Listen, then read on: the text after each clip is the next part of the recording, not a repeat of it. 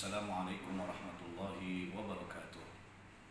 Alhamdulillah wassalatu wassalamu ala Rasulillah wa ala alihi wa sahbihi wa mawala wa ba'du.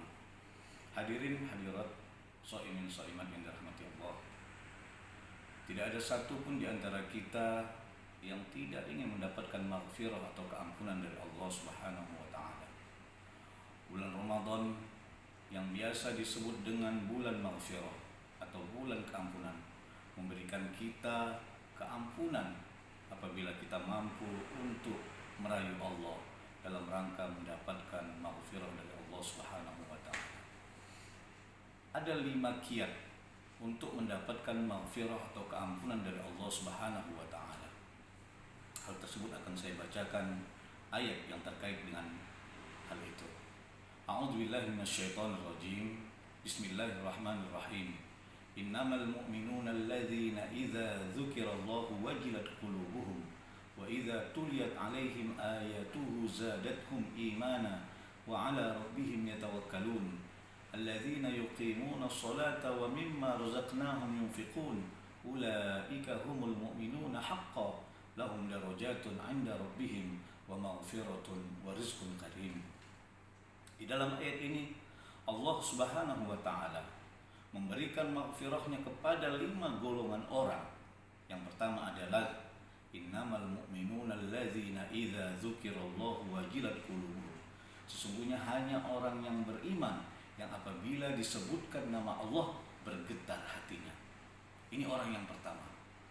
Bagaimana tidak orang yang lagi sibuk dalam bekerja, orang yang lagi terlelap dalam tidur, ketika dikumandangkan azan dengan menyebut nama Allah Subhanahu wa taala, dia tersentak, dia kemudian bergerak mengambil wudhu, kemudian menghadap Allah Subhanahu wa taala. Inilah orang yang pertama ya, yang diberikan maghfirah oleh Allah Subhanahu wa taala. Yang kedua, wa idza tuliyat 'alaihim ayatuhu zadatuhum imana, dan apabila dibacakan ayat Allah bertambah keimanannya. Iman itu yazid wa yanqus, bertambah dan berkurang. Yazidu bitta'ati wa yanqusu bil ma'siyah. Iman akan bertambah dengan ketaatan dan akan berkurang dengan melakukan maksiat.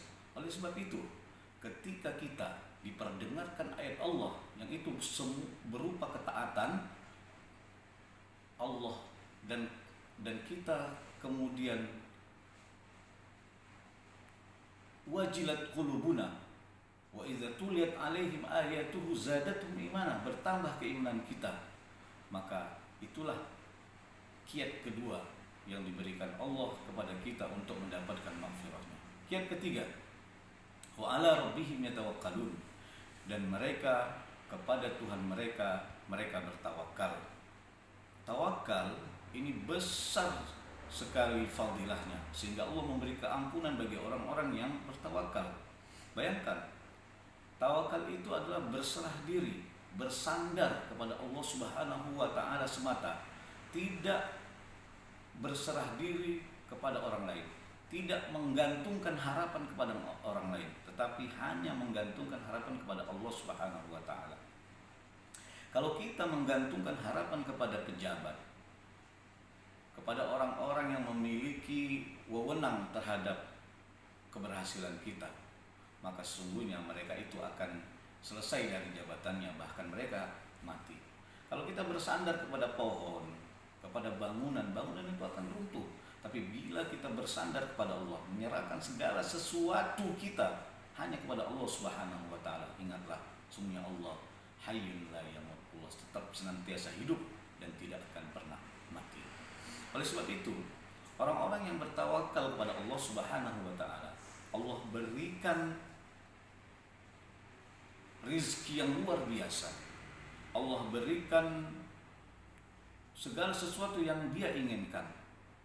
Dalam suatu riwayat disebutkan, "Lau kuntum tatawakkaluna 'ala Allah, la razaqakum kama yarzuqut tayr, taghdu khimasan wa taruhu bitana." Kalau seandainya kalian bertawakal kepada Allah, maka Allah akan memberikan rezeki kepada kalian sama seperti Allah memberikan rezeki kepada burung. Taghdu khimasan, pergi pada pagi hari dalam keadaan lapar, wa taruhu bitanan, dan pulang pada sore hari dalam keadaan kenyang. Tidak hanya kenyang untuk dirinya sendiri, tapi dia bisa memberi makan kepada anak-anaknya yang ada di dalam sana. Itulah tawakal. Yang keempat, alladzina yuqimunas shalah. Yang mendapatkan maghfirah yang keempat adalah orang-orang yang melaksanakan sholat. Sholat ini adalah tiang agama.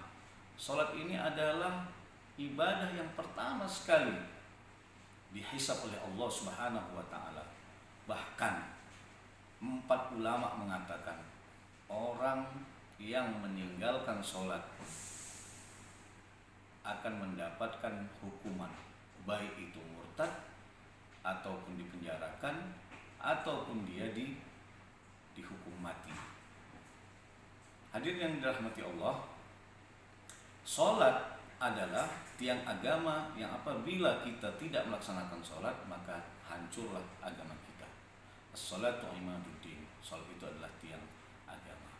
Sholat erat kaitannya dengan akidah. Karena akidah itu kaitannya dengan hati, mulut, dan perbuatan.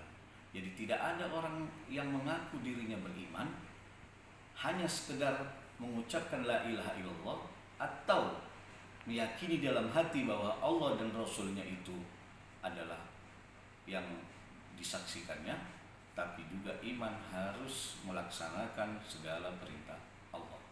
Yang kelima, wa mimma razaqnahum yunfiqun, dan mereka dari apa yang kami rezekikan mereka berinfak. Infak ini besar sekali manfaatnya, khususnya di masa COVID-19 pada tahun ini. Infak yang kita keluarkan, zakat, sedekah, itu kita buat paket untuk fakir miskin sehingga mereka terbantu karena terkena dampak COVID-19.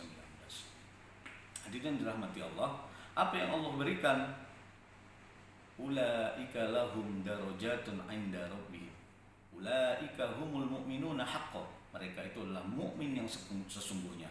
Lahum darajatun 'inda rabbihim. Mereka memiliki derajat yang tinggi di sisi Tuhannya. Wa maghfiratun, dan mereka mendapatkan maghfirah, keampunan. Wa rizqun karim, dan rezeki yang baik. Inilah mungkin yang dapat saya sampaikan, semoga bermanfaat kepada kita semuanya. Billahi hidayah wa taufiq. Wassalamualaikum warahmatullahi wabarakatuh.